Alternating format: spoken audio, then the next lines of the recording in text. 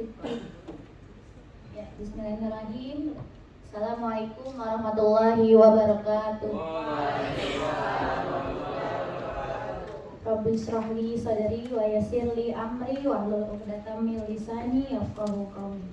Yang terhormat Koordinator Komunitas Belajar Ibu Yuli Hastuti MPD, yang terhormat Ketua Komunitas Belajar Bapak Muhammad Ali Sufyan SPD, dan serta para Dewan Guru yang belum hormat.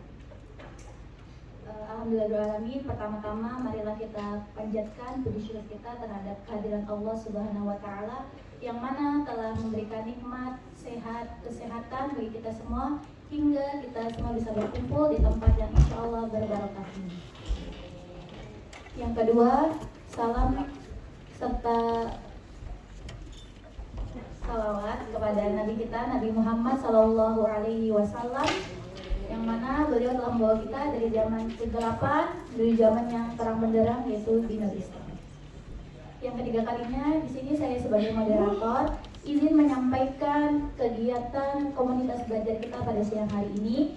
Yang pertama yaitu pembukaan, yang kedua acara inti, yang ketiga tanya jawab, yang keempat penutup. Marilah kita buka acara kegiatan komunitas belajar kita di siang hari ini dengan mengucap basmalah bersama. Selanjutnya yaitu acara inti yang akan disampaikan oleh Ibu Tessa Septiana. Sebelum memasuki acara inti, beri tepuk tangan yang meriah kepada narasumber kita yang bertemakan berbagi praktik baik pengimbasan 7 jurus BK hebat. Kepada Ibu kami persilahkan. Izin berdiri Bapak Ibu lah.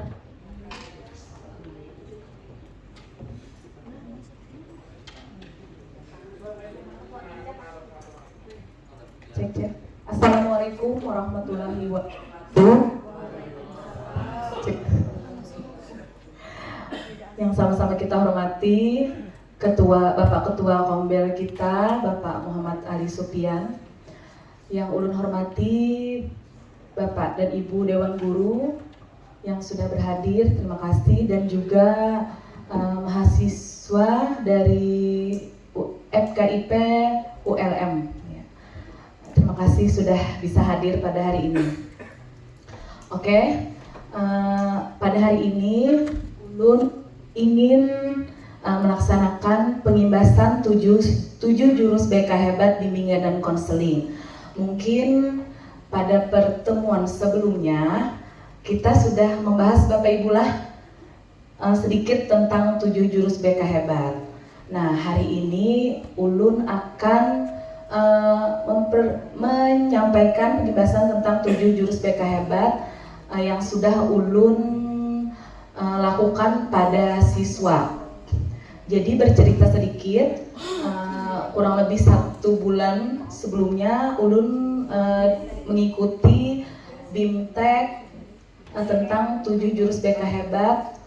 Nah, jadi di situ ulun BIMTEK tentang PASDA, calon fasilitator daerah untuk guru BK tentang 7 jurus BK hebat.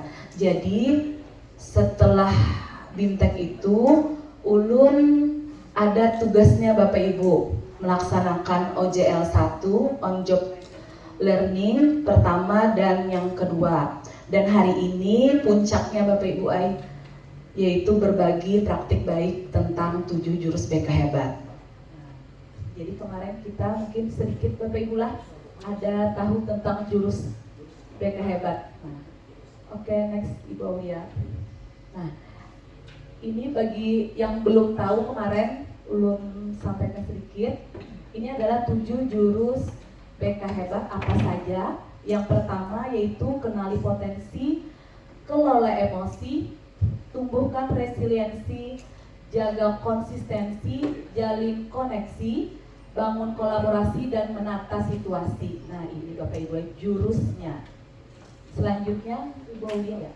Kenapa harus 7 jurus BK hebat? Kenapa yuk? Jadi 7 jurus BK hebat adalah materi pelatihan untuk guru kelas, guru mata pelajaran dan guru BK guna meningkatkan kompetensi mereka dalam membimbing perkembangan kepribadian, akademik, dan karir murid secara optimal. Nah, selanjutnya Bu Aulia. Nah, jurus dalam model ini berujung pada teknik atau kompetensi yang harus dimiliki oleh guru pembimbing dan guru untuk membimbing dan mengembangkan potensi murid serta memberi layanan konseling saat murid menghadapi masalah. Istilah ini diambil dari pencaksilat yang mencerminkan nilai estetika dan etika. Nah, jadi ada filosofinya Bapak Ibu lah. Nah, terus selanjutnya pencaksilat sendiri adalah seni bela diri yang menekankan kelembutan, kelenturan, persaudaraan, perdamaian, dan pengendalian diri dan kasih sayang. Nah, jadi ada maknanya kenapa jadi 7 jurus tadi. Istilah 7 jurus BK hebat dipilih sebagai strategi komunikasi yang kuat, mudah diingat, relevan, dan membumi bagi generasi muda dengan semangat agar semua guru memiliki kompetensi bimbingan dan konseling. Jadi 7 jurus ini walaupun namanya BK, bisa aja Bapak Ibu kita pelajari untuk semua guru, baik guru BK, guru MAPA. Selanjutnya, relasi guru dan murid berlangsung seumur hidup, di mana guru berperan sebagai pembimbing, inspirator, dan mentor dalam mengembangkan potensi murid.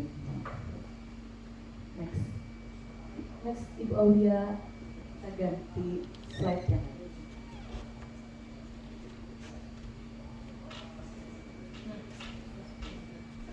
Oke, dari awal.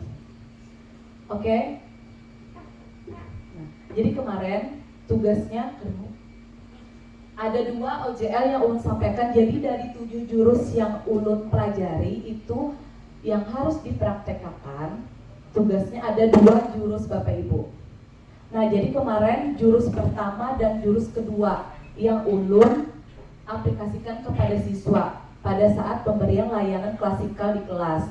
Nah, jadi jurus pertama yaitu yang Ulun ambil kenali potensi, jurus pertama. Nah, jadi mengapa kenali potensi itu penting? Jadi layanan bimbingan dan konseling modern berpusat pada pengenalan potensi siswa sebagai landasan utama pengembangan pribadi yang holistik dan perencanaan karir yang tepat. Jadi apa saja kenali potensi itu? Yang pertama yaitu memahami gaya belajar. Jadi membantu siswa menemukan cara belajar yang efektif.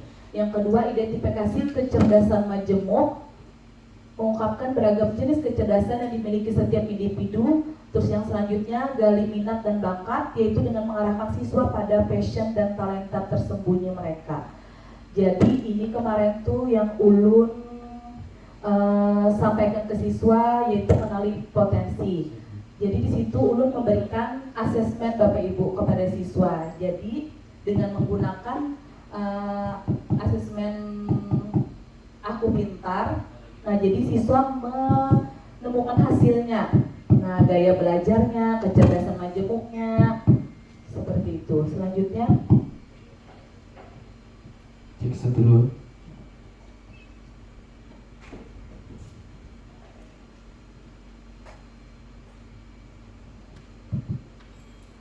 tujuan utama dari kenali potensi itu yaitu membuka jalan masa depan. Jadi kegiatan kenali potensi itu dirancang untuk mencapai 3 tujuan krusial Bapak Ibu. Yang pertama, mengidentifikasi potensi diri, yaitu melalui asesmen gaya belajar dan kecerdasan majemuk, siswa dapat memahami kekuatan unik mereka. Jadi kemarin Ulun memberikan menyuruh siswa untuk mengisi aplikasi Aku Pintar. Jadi di situ ada banyak pilihannya Bapak Ibu. Bisa saja biar menggunakan juga. Nah, kepada siswa untuk mengetahui gaya belajarnya kah, kecerdasan majemuknya. Nah, seperti itu. Terus yang kedua, membangun kesadaran diri. Itu yaitu menumbuhkan apresiasi siswa terhadap kelebihan dan kekuatan yang ada dalam diri mereka. Jadi siswa itu senang Bapak Ibu mengetahui, oh ternyata gaya belajar Ulun ini pula. Nah, jadi dia bisa menyesuaikan gaya belajar. Bapak Ibu pernah ngetes gaya belajar Bapak Ibu? Pernah? Ada yang pernah? Oh belum. Karena ulun ngajari. Pernah? Selanjutnya, merencanakan karir, yaitu mengarahkan siswa untuk menyusun rencana masa depan yang selaras dengan potensi yang dimiliki. Jadi dengan mengetahui gaya belajarnya, kecerdasan majemuk. Tahu lah Bapak Ibu kecerdasan majemuk? Pernah pian mendengar kecerdasan interpersonal, intrapersonal, nah itu Bapak Ibu yang masuk ke situ banyak. Nah, karena kita mengisi sama-sama. Selanjutnya, ya, pelaksanaan untuk OJL pertama itu untuk kenali potensi itu melakukan bulan September tadi di kelas 12E, kebetulan kelas ulun jua. Adapun langkahnya yaitu guru BK memberikan pengarahan dan instruksi penggunaan Aku Pintar ID, siswa mengerjakan asesmen, terus hasil asesmen itu di screenshot untuk refleksi tertulis, dan guru BK menjelaskan hasil asesmen dan jenis-jenis kecerdasan tadi. Selanjutnya siswa menyusun rencana pengembangan diri sesuai kecerdasan majemuknya. Jadi ulun suruh Bapak Ibu, misalkan inya tahu kecerdasan majemuknya apa rencana buan pian. Oh ternyata ulun pula ibaratnya ketujuh menulis. Nah, jadi ulun menulis tahu saya gue jarang gitu. Oke, selanjutnya mengenali diri sendiri, jenis kecerdasan majemuk. Nah, jadi selama sesi konseptualisasi, siswa diperkenalkan dengan berbagai jenis kecerdasan majemuk yang mungkin mereka miliki. Nah, ini Bapak Ibu contoh-contoh kecerdasan majemuk. Ada logis matematis, linguistik, nah interpersonal, musikal, visual dan spasial. Kebetulan ulun yang di di matematik jujur banget. Di logis matematik. Kayaknya Ibu Ipit ini di musikal. Ketujuh mengenang biar loh. Nah ini Bapak Ibu lah.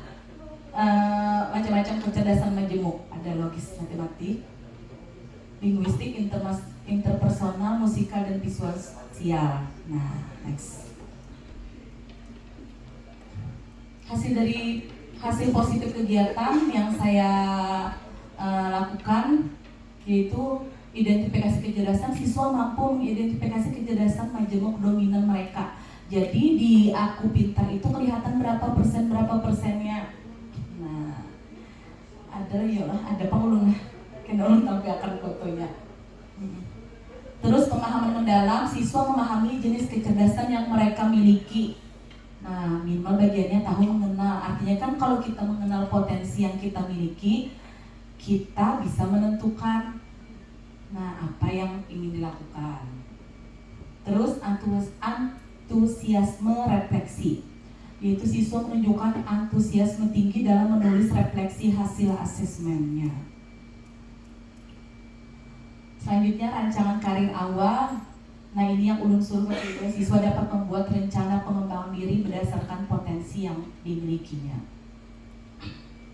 Next. Nah jadi langkah selanjutnya melalui kegiatan ini, sebagian besar siswa merasa sangat terbantu untuk memahami diri mereka. Mereka menunjukkan peningkatan kepercayaan diri dalam merencanakan pengembangan diri sekarang dan di masa depan. Tapi meskipun demikian, kami menyadari bahwa masih ada beberapa siswa yang membutuhkan pendampingan lebih lanjut untuk memastikan hasil asesmen benar-benar dimanfaatkan dalam pengambilan keputusan karir yang optimal.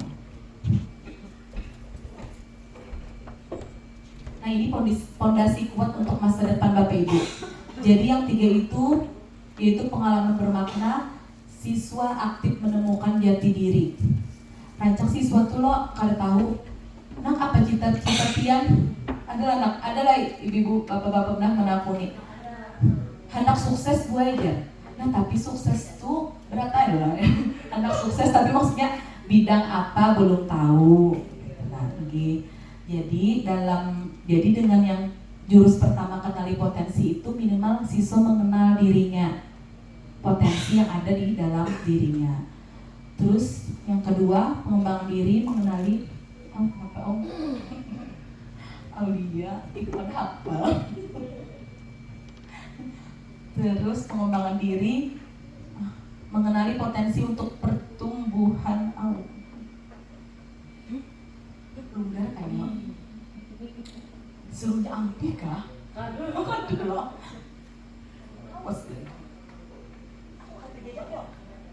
Ya, mengenali potensi untuk pertumbuhan berkelanjutan. Terus yang pertama tadi yang paling tinggi yaitu perencanaannya, siswa lebih siap menyusun jalur karirnya. Makanya ini Ulun kemarin memilih kelas 12 juga. Tapi bagus juga, kelas 10 ya sudah tahu.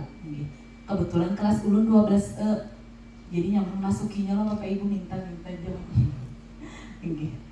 Terus implementasi jurus pertama, kenali potensi, berhasil memberikan pengalaman bermakna bagi siswa dalam mengenali potensi diri.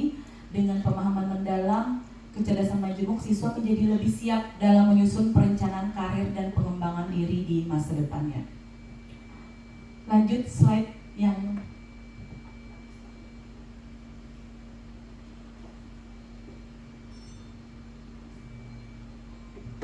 oke. Tadi yang OJL pertama, Ulun mengambil jurus pertama yang kenali potensi Bapak Ibu lah. Nah, untuk jurus kedua, Ulun mengambil yang kelola emosi. Nah, jadi Ulun hendak mempraktekkan sedikit gangguan pian. Izin Bapak Ibu lah, Ibu nanti bisa tolong bagikan kertasnya, jangan sampai kumal boleh sedikit pun. Oke, kita ada aktivitas sedikit Bapak Ibu lah. Bermain kertas emosi. Asik. Oke.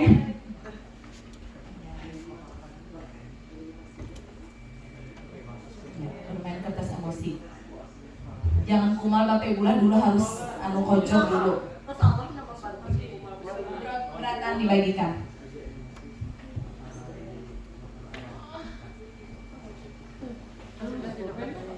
Kalau dengan akan bukan mampu pesa tidak dan bulan pak Tapi maju pun sedikit pas ini dibacakan, pas Ibu bacakan ini pian kameranya mengarah ke peserta. Ini kan membelakangi peserta nih, supaya melihat pesertanya banyak. Nah, alhamdulillah. Sudah Bapak Ibu semuanya? Ya. Kita tolong perhatikan sebentar. Oke. Kita bermain kertas emosi. Jadi setiap peserta akan menerima satu lembar kertas sebagai simbol emosi. Jadi ini yang hijau ini simbol emosi buhan pian. Nah, jadi Ibu akan membacakan sebuah cerita. Jadi peserta diminta untuk merespon cerita tersebut melalui kertas. Jika merasa senang, kertas dapat diusap. Jika merasa kesal, kertas dapat diremas. Dan jika merasa marah, kertas dapat disobek lah. Silahkan aja luapkan emosi pian. Dibuang emak. Perasaannya kan, hah? Oh ya, oke. Peserta diminta untuk merespon cerita. Ini anggap emosi buhan pian. Nah, jadi peserta diminta untuk merespon cerita tersebut melalui kertas. Jika merasa senang, kertas dapat diusap. Bisa yang ngusap lo? Bisa Pak Didit bisa ya lo Pak ngusap lo Pak? Ayo diusap. Jika merasa kesal, kertas dapat diremas Bapak Ibu. Terus dan jika merasa marah, kertas bisa disobek. Oke, sudah paham? Paham. Kita next ceritanya. Oh, Ibu belum dapat kertas. Next ceritanya. Di kelas 11 ada seorang murid bernama Arka. Hampir setiap hari ia terlambat masuk sekolah. Kalau sudah di kelas, ia sering tidur atau malah bercanda dengan teman sebangkunya. Beberapa kali guru memintanya membaca materi, tapi jawabannya asal-asalan. Masih, diusap ke mas ini? Iya. Murid lain pun sering ikut terganggu Bapak Ibu Ai. Suatu hari ketika ditegur oleh guru matematika karena tidak mengerjakan PR, Arka menjawab ketus. Saya nggak sempat Bu, Ngapain sih harus ngerjain soal susah-susah yang gak kepake juga. Seluruh kelas terdiam. Guru pun merasa kesal, wajahnya memerah menahan marah. Selanjutnya, catatan pelanggaran Arka menumpuk. Banyak guru mulai menilainya sebagai anak yang pemalas, keras kepala, bahkan tidak punya masa depan. Masih amankah kertas? Namun, suatu ketika wali kelas diminta menghadiri pertemuan orang tua murid. Di sana terungkap bahwa Arka setiap pagi harus mengantar adiknya ke sekolah karena orang tuanya berangkat kerja sejak subuh. Sore harinya Arka bekerja paruh waktu di bengkel motor kecil dekat rumah untuk membantu biaya sekolah adiknya. Nah, next. Saat ditanya kenapa sering tidur di kelas, Arka dengan suara pelan berkata, "Saya capek, Bu. Malamnya saya sering lembur bantu bengkel. Tapi saya suka mesin. Saya pengen jadi montir yang bisa buka usaha sendiri nanti." Mendengar itu, suasana hening. Tiba-tiba citra Arka yang selama ini dikenal nakal berubah di mata gurunya. Di balik sikap keras dan acuhnya, ternyata ia menyimpan potensi hebat di bidang teknik mesin dan memiliki tanggung jawab besar pada keluarga. Karena dipusutkan ya. Nah, oke. Sekarang kita diskusi dan gali maknanya Bapak Ibu lah. Yang lagi. Nah. Bagaimana kondisi kertas yang Bapak Ibu pegang sekarang? Bisa diangkat? Digosok kah? Yang mana pindah kumal ya? Ada yang labit lah? Ada yang belitan? Nah, kondisinya seperti macam-macam Bapak Ibu. Ada yang masih mulus, ada yang sudah kumal-kumal sedikit. Nah, ada itu yang di ujungnya sudah agak diremas, berarti agak emosi kesal. Nah, terus apakah Bapak Ibu merasa menyesal dengan apa yang sudah dilakukan pada kertas? Siapa tadi yang pindah kumal sedikit ada? Apa? Ada rasa menyesal lah? Ayo, silakan. Ayo. Tanggapannya? Ini yang pindah, ya, yang ada kesal sedikit tadi apa tanggapannya? Ini yang pakai kacamata, tinggi.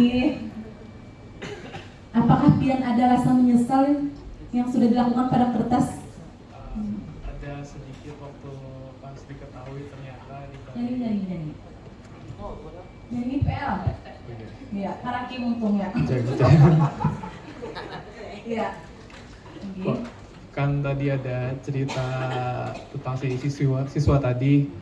Nah, waktu awalnya pengen di rumah sepenuhnya, cuman setelah saya pikir-pikir lagi kan biasanya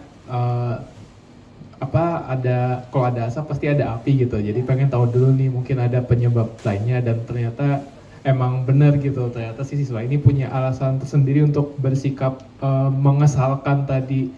Jadi setelah saya lihat sayang juga nih kertas bisa dipakai buat yang lain mungkin. Jadi ya agak sedikit mungkin lebih ke menyesal setelah mendengar ceritanya sih ketimbang menyesal tentang kertasnya gitu.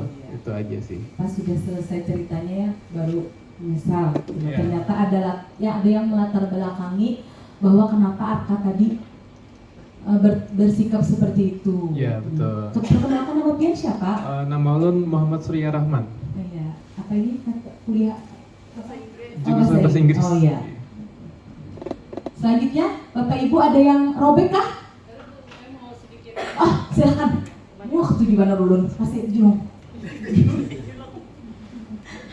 Hanya Ibu Ipit, Masya Allah. Perkenalkan diri Ibu Ipit. Iya. Assalamualaikum warahmatullahi wabarakatuh. Ya, saya Fitria dari Guru Bahasa Indonesia. Sebelumnya hal ini ketika mendengar tadi cerita dari Ibu Tessa tentang seorang anak, sebenarnya Ibu Tessa di SMA Negeri 5 khususnya di kelas 10K ada siswa yang berperilaku seperti itu. Jadi ketika saya mendengar cerita tadi, saya tidak terkejut. Pertama-tama saya melakukan hal yang sama dengan yang dilakukan oleh guru tadi. Itu saya sekali itu. Jadi setelah itu saya mencoba untuk mengklarifikasi ini dengan wali kelasnya. Kenapa Raka ini seperti ini?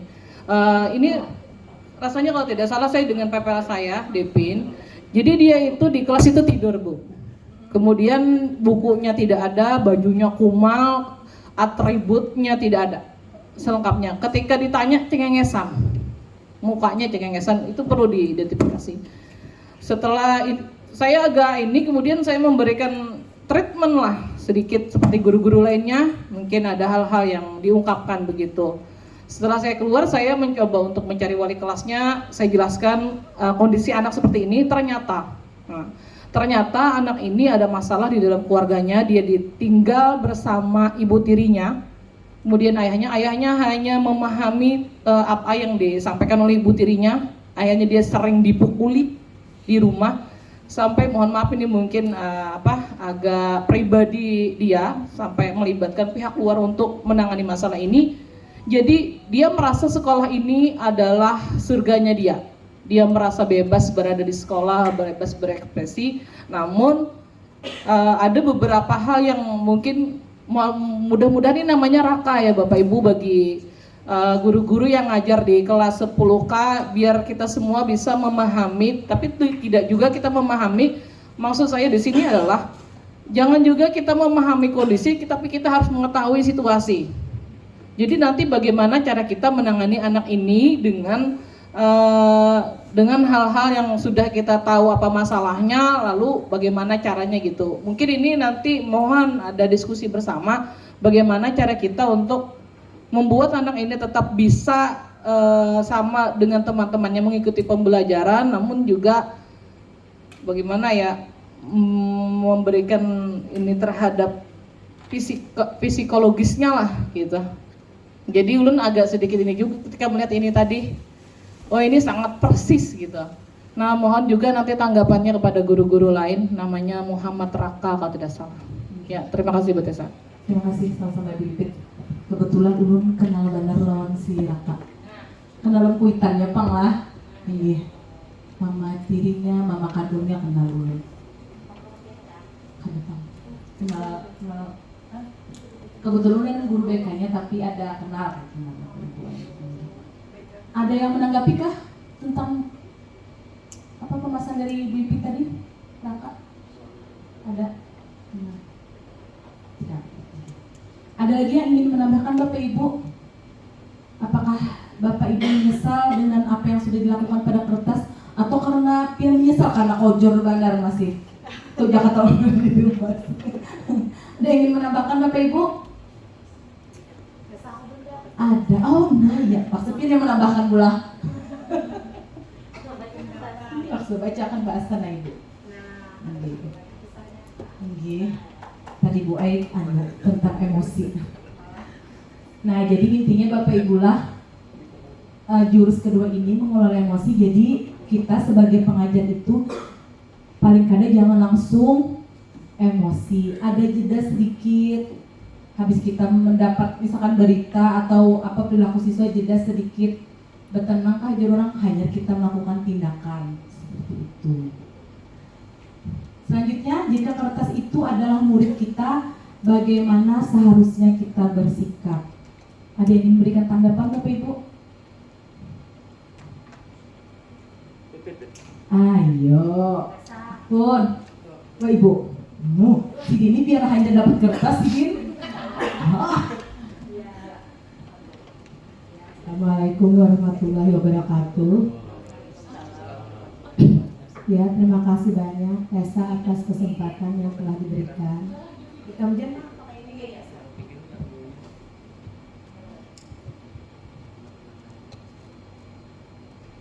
ya. Nah, jadi memang ini baru saja mendapatkan kertas ini adalah bagus. Artinya kertas ini belum disentuh sama sekali, bersih, bening. Nah, jadi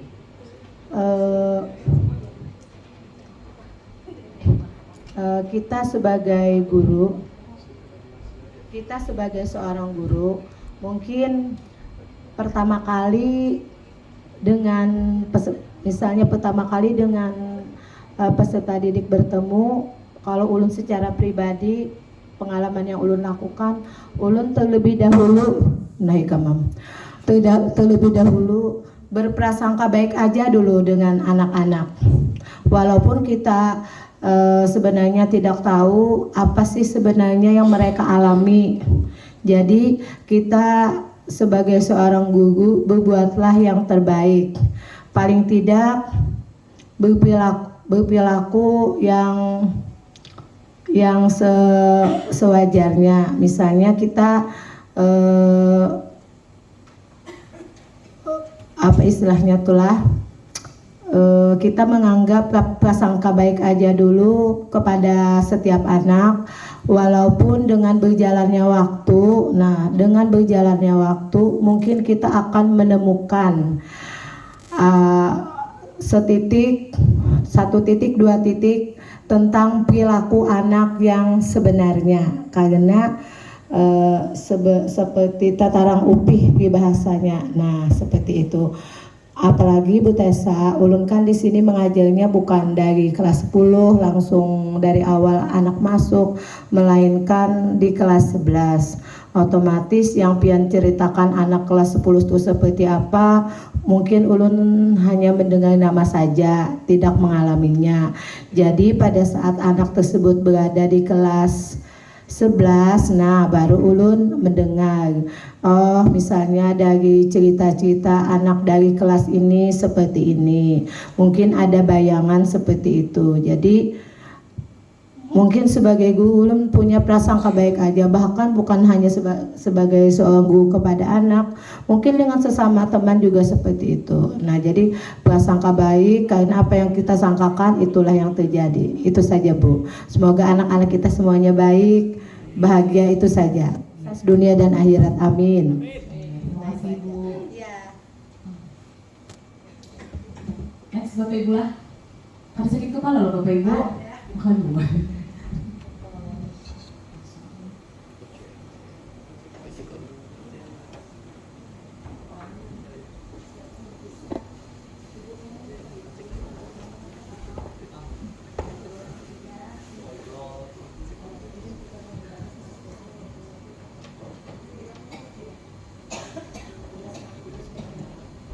Nah, jadi ini setelah tadi pemanasan Bapak Ibu lah, kita mengelola emosi. Selanjutnya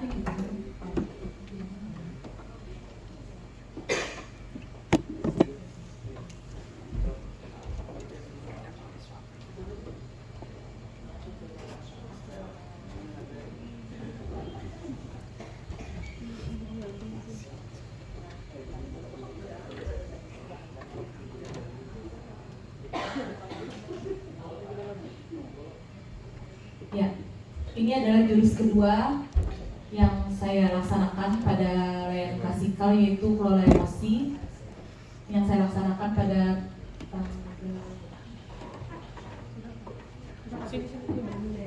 Bon.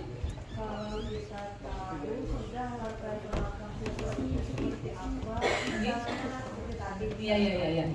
sudah tahu latar belakangnya. Yang mengatasi siswa tersebut gitu nah, menurut gaya Ibu Tessa, Maksudnya Bu, yang mengatasi siswa yang kayak Ibu Ipit tadi, si Raka tadi. Nah, si Raka tadi kan punya ibu tiri, ya ibu tiri. Mungkin punya ibu tiri itu mungkin ada semacam apa namanya, emosi yang tidak terkendali mungkin lah. Nah, kalau sudah seperti itu latar belakangnya bagaimana kalau menurut Ibu Tessa cara mengatasinya siswa tersebut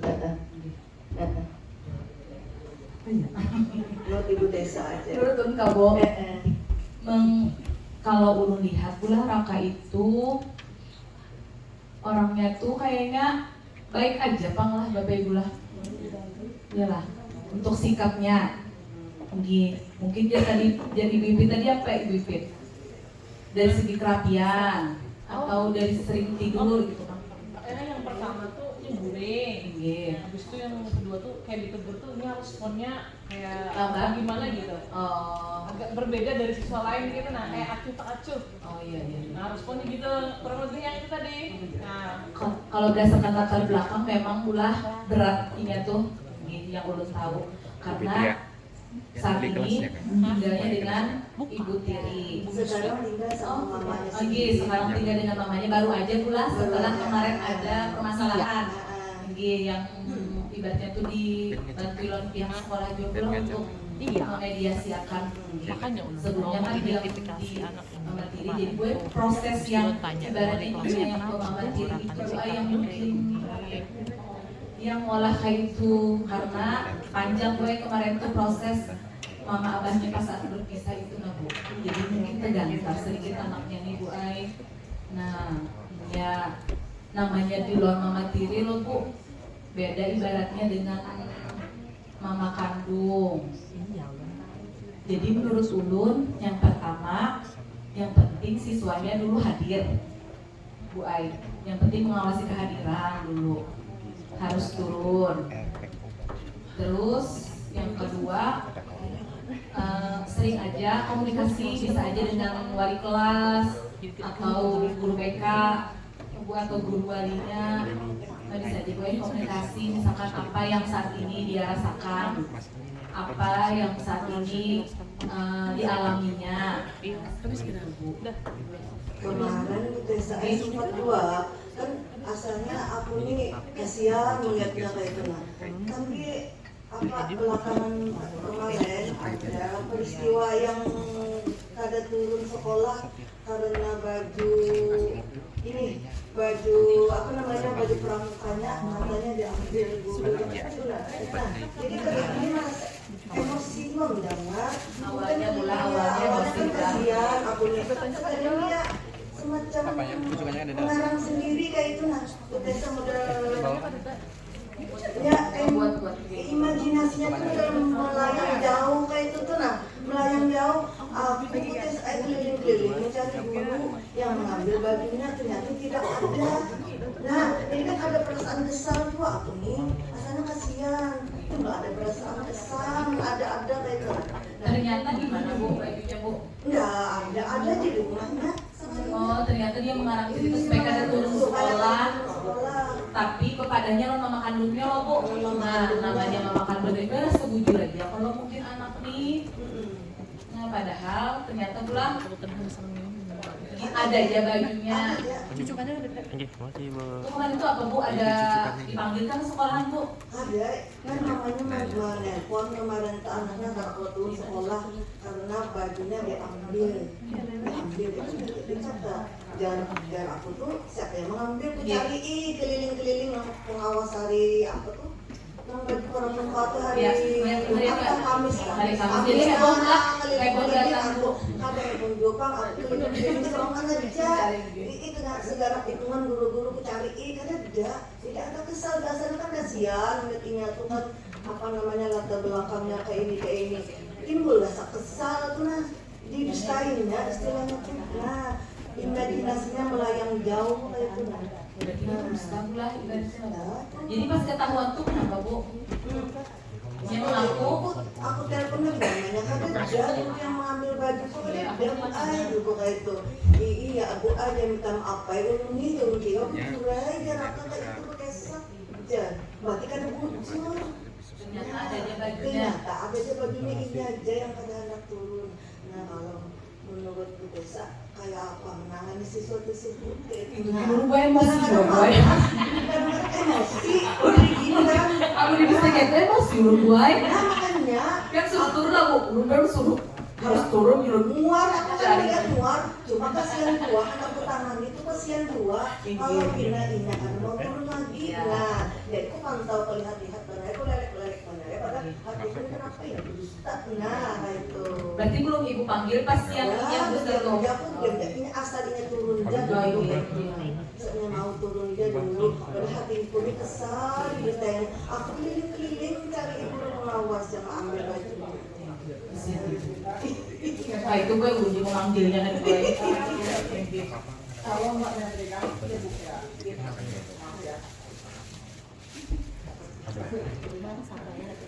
Silakan mikir lagi.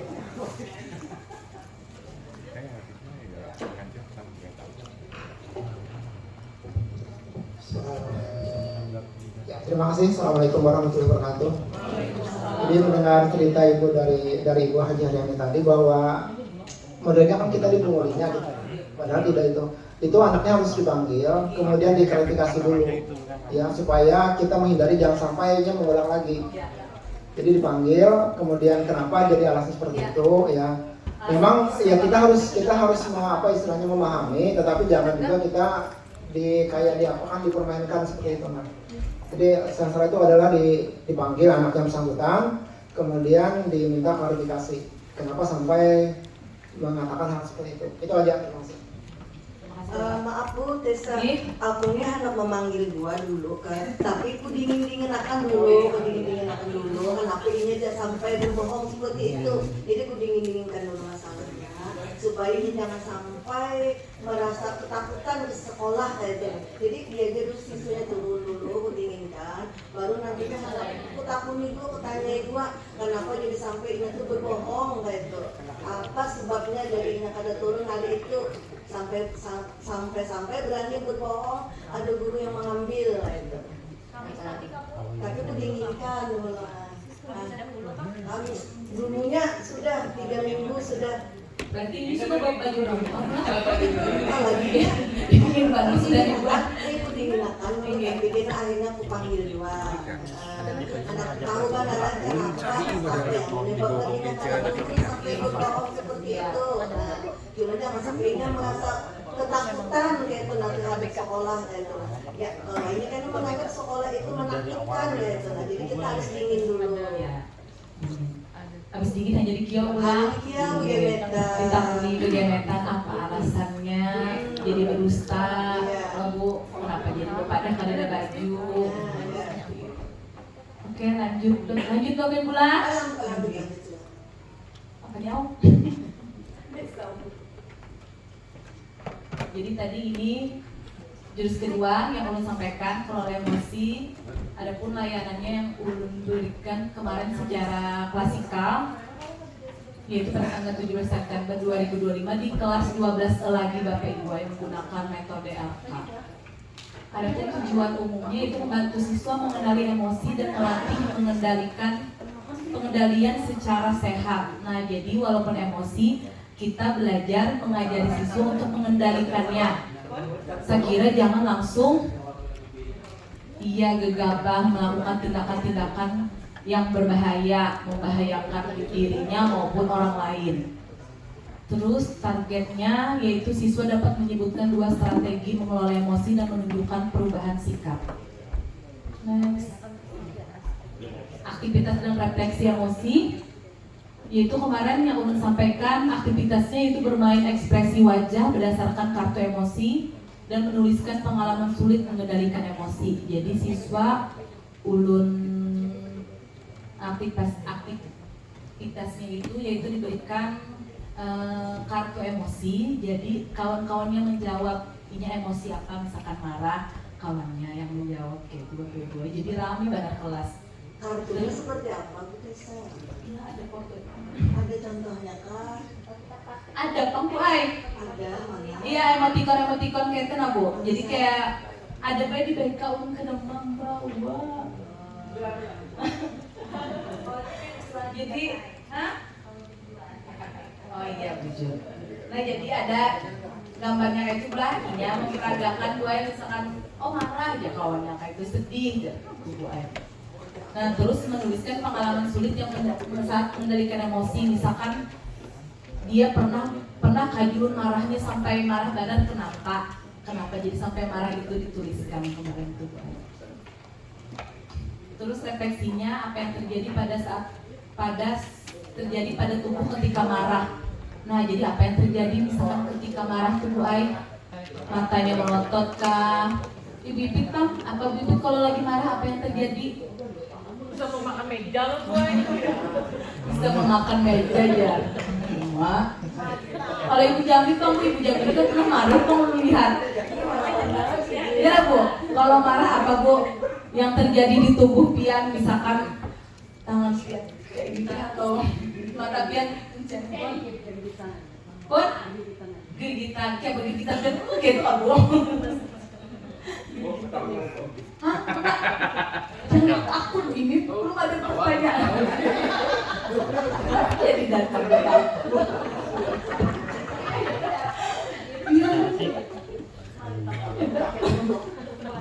Boleh kalau bertapun? Boleh bentar lagi Pak.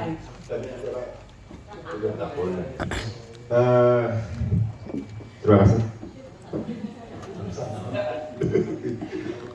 Ini tentang mengelola emosi. Suatu hal yang luar biasa barangkali kalau sampai setingkat anak SMA bisa mengelola emosi. Luar biasa. Kadang-kadang kita yang sudah dewasa 40, 50, 60 pengelola emosi ini belum bisa. Tidak bisa. Ya, apalagi hanya mungkin dengan memain kartu emosi. Ya, itu bisa mengatasi sebagainya. Dengan secepat itu bisa mengatasi dia, membantu mengatasi emosinya. Saya kira tidak bisa. Suami psikolog pun, psikiater, sulit mengelola emosi, menerapkan mengelola emosinya. Apalagi hanya dengan main kartu, main game dan sebagainya. Di mana dasarnya sehingga bisa mengelola emosi? Tiap manusia dengan emosi yang luar biasa, strata bertingkat-tingkat, tidak sama emosinya. Itu tergantung gen lagi. Kalau gen pemarah luar biasa, darah tinggi, ini dipengaruhi lagi macam-macam, pengaruhi makanan, pengaruhi lingkungan, ini bisa emosi itu bertambah dan sebagainya. Lingkungannya panas, ini emosi. Coba contoh di Surabaya, itu panas luar biasa, orangnya emosian. Tapi lihat di Jawa Barat, di Bandung, di sana itu dingin, orangnya tidak emosi, tidak pemarah, cuma sekali marah bahaya. Nah ini saya tidak mungkin setuju aja dengan keadaan seperti itu. Tetapi mungkin ini hanya kulitnya, mengubah kulit dari apa emosi itu. Tetapi secara mendalam ini perlu waktu. Ini tahunan. Kemudian ada beberapa hal yang bisa mempengaruhi perubahan emosi. Karakternya, lingkungannya, kemudian bertakwanya dia pada Tuhan Yang Maha Esa. Ini bisa mempengaruhi emosinya. Nah, tapi kalau sekedar saya ragu, Jangan Pak. saya ragu kalau itu terapkan. Tetapi apa salahnya kita coba? Ya kan? Tidak coba. Tetapi ini hanya sekedar memberikan siraman, kadang-kadang siraman kecil di tengah burung. Wow, pokoknya mana siraman kecil lah, ya semprotan air kecil di tengah burung hilang sirna. Tetapi apa salahnya? Kita coba, ya, kita barangkali coba kita lihat di media sosial berapa orang guru yang menampar siswa. Hai, ya, kasusnya banyak. Penegak hukum menampar. Coba bayangkan, pejabat, bahkan baru-baru tadi banyak pejabat. Bagaimana cara mereka mengelola emosi? Apakah mereka tidak disuruh untuk mengelola emosinya? Nah, ya, ini saya rasa ini dari mana? Dari mana? Dari mana apanya Pak? Dari mana ajaran jurus 50 emosi? Nah, Pian kada hati, bang semangat pertama. Sudah apa? Nah jadi, Ya makanya saya ragu terhadap banyak hal ini. Karena emosi itu luar biasa sekali. Penerapannya sama dengan karakter, pengubahannya lambat. Emosi sama seperti itu, bahkan lebih lambat lagi. Tergantung pengendalian dirinya.